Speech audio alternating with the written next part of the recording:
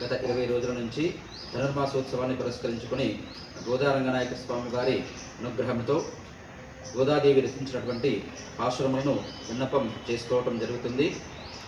అలాగే భోగి పండుగ రోజు అంటే జనవరి 14, 2026 బుధవారం రోజున శ్రీ గోదారంగనాయక స్వామి వారి కళ్యాణోత్సవాన్ని అత్యంత వైభవోపేతముగా నిర్వహించుకోవడం జరుగుతుంది.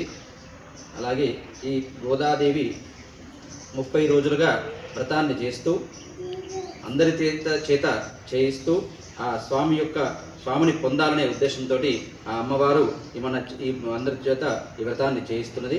అందులో భాగంగా ఈరోజు 20వ పాశురము చేయడం జరిగింది. అలాగే 30 రోజుల వరకు అమ్మవారు ఆ స్వామి యొక్క వ్రతాన్ని శ్రీ వ్రతాన్ని చేసి కాత్యాయని వ్రతాన్ని చేసి ఆ 30వ రోజు స్వామివారిలో ఐక్యం కావడం జరుగుతుంది. అందుకోసమని ప్రజల కోసం ఈ లోక కళ్యాణం కోసం అమ్మవారు చేస్తున్నటువంటి ఇట్టి కార్యక్రమంలో అందరూ భాగస్వాములు కావాలని కోరుకుంటున్నాం. జై శ్రీమన్నారాయణ. జై శ్రీమన్నారాయణ.